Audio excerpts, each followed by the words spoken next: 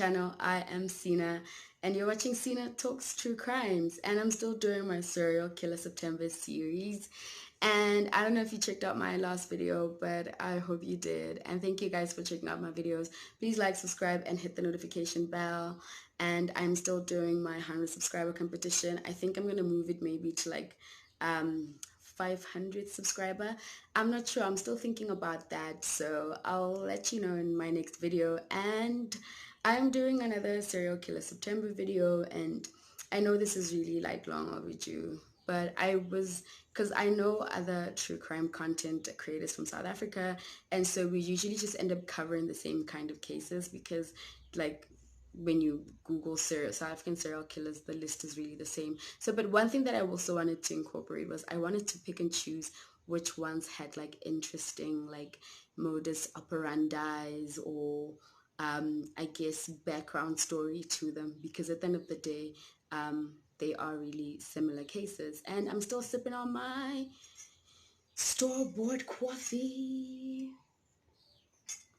I'm still sipping on my store-bought coffee, and I would like to give out a brief disclaimer that I don't make these videos to hurt anyone, to trigger anyone, or to open any old wounds. I'm simply making these videos for documentation purposes and to keep the spirits of the victims alive. And it's another serial killer video, and this one, his name was Jimmy Maketta, but he ended up being known like during the journalist street or the article street as the Jesus Killer. And it's a really interesting story how he ended up being known as the Jesus Killer. Anyway, so Jimmy grew up in an area known as Grabo in the Western Cape. I don't know if I said that properly. But yeah, he was one of 15 kids, and he grew up relatively poor and in a dysfunctional family. That when he was in grade 6, when he finished grade 6, he actually ran away from home and started living in the bushes. And that's when he started with like petty crimes. And after some time, he graduated to, I guess, more and bigger and more gruesome crimes. But before he even started killing people, he lived with his sister in an area known as Michelle's Plain in the Western Cape. And he said that he really wanted to make his life better, but he couldn't find permanent employment, and he just ended up leaving and I guess choosing a life of crime. And Jimmy is described as somebody very mild-mannered, soft-spoken, and I guess who doesn't look like a serial killer. But like I said in my last video, who looks like a serial killer? Nobody looks like a serial killer. Not even serial killers look like serial killers. They're not like monsters that live in under the bed. They don't look like that Dokoloshi from my last video. Anyway, but another thing that they described him as somebody who absolutely lacks remorse. And I think, once you've killed so many people, at some point you really start to look dead in the eyes. And I think that's one of the things that I hear about, or like I hear people describe when they talk about most serial killers. So anyway, in 2005, Jimmy is classified as a serial killer, and he's characterized as a serial rapist and a robber. And he would stand up on a hill in an area known as Philippi and watch the workers leave work, and he would attack them with a wooden pole, killing them. The women he would rape, before he killed them, he would rape them, rob them, and murder them.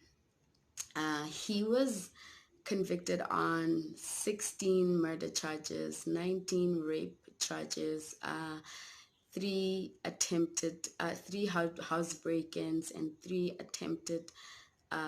assaults, and one attempted theft and one attempted murder. I don't know if I don't think the theft was attempted. But anyway, he is currently serving life in prison. He was convicted in 2007. So I'm going to start this case right in April, when he started terrorizing this community. So according to him, he said that he would stand on this hill and wait for them to come down, and they were usually drunk, he says. I don't know if he said that they were drunk to make him look like, he was doing the goodness of, the Lord's work. That's not how he got known as the Jesus killer. But anyway, he said that most of his victims were usually drunk, and some of them did not even know they were attacked or raped. The women did not know that they were raped. And the men sometimes did not feel when they were being attacked. So anyway, yes, between April of 2015 and December, he was terrorizing so many people. And initially, when this happened, because a lot of people were surviving, they opened cases, and the cases would be investigated. And the police actually at one point had a suspect arrested, but it turned out that the suspect was not the man that had been terrorizing the community. So after that, I think that whole team that was working on investigating these crimes was stepped down, and a new investigator stepped up, a man by the name of Captain Morris. And Captain Morris is really, I think, the hero of this whole story, because he's the one person that broke this story into pieces. He made it make sense. So the first thing that he did was he re-interviewed all the victims or the survivors who had survived, and he revisited the crime scenes. And while he was on one of the crime scenes, he found a cell phone, and the cell phone, luckily for him, was still on. So when he looked on the cell phone, he found that there had been a number that was called like 8 times, and when he called that number, it turned out to be Jimmy Maketta, Jimmy Maketla's son, who lived in Grabo. Anyway, Jimmy's son lived in Grabo, and Captain Morris actually went to Grabo to meet up with him, and his Jimmy's son actually gave Captain Morris Jimmy's new address. But when Captain Morris got there, Jimmy had moved out, but he had been living in a different place in Mitchell's Plain. So when Captain Morris got there, he had moved out. But Captain Morris found out that he had been working doing some labor painting in an area known as Constantia in the Western Cape. And that's when Captain Morris found him at that place right there during the labor.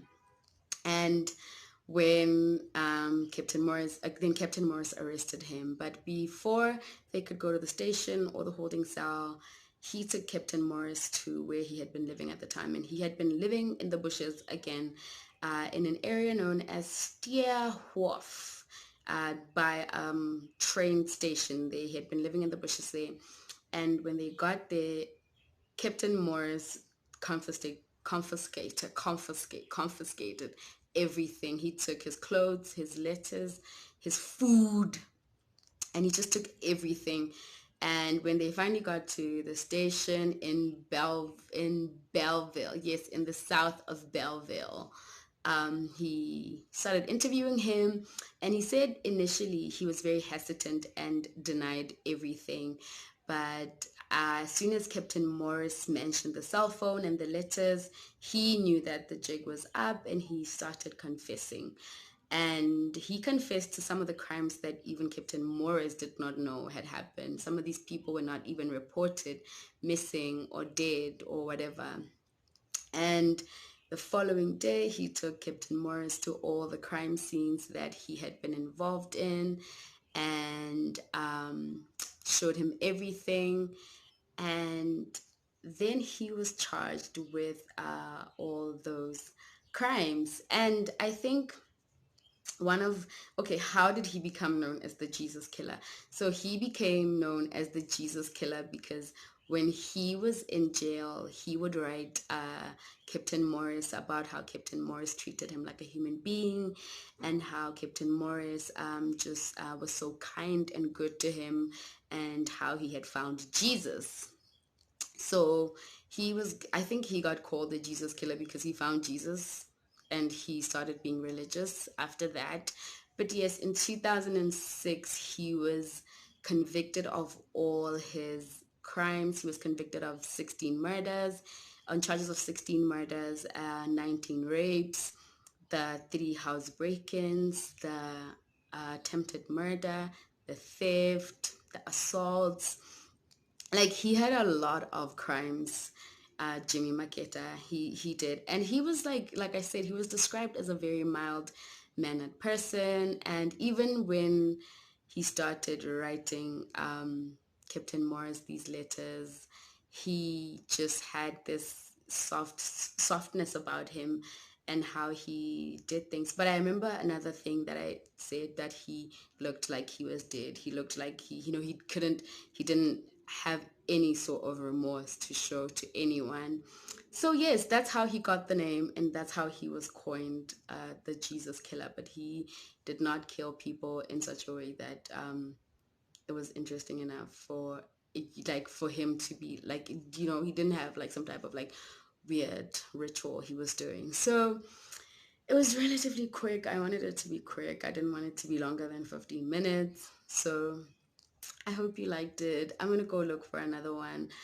I know this is kind of like a little bit of a ugh, because when you're like, ew, why would anybody call him the Jesus Killer like that? Like as if he did something great. Anyway, yeah, that's it for now. Please like, subscribe, and hit the notification bell for my video. I'm probably gonna stretch out my serial killer videos into the next month. So yeah, be here. And thank you very much for checking out my videos. Bye.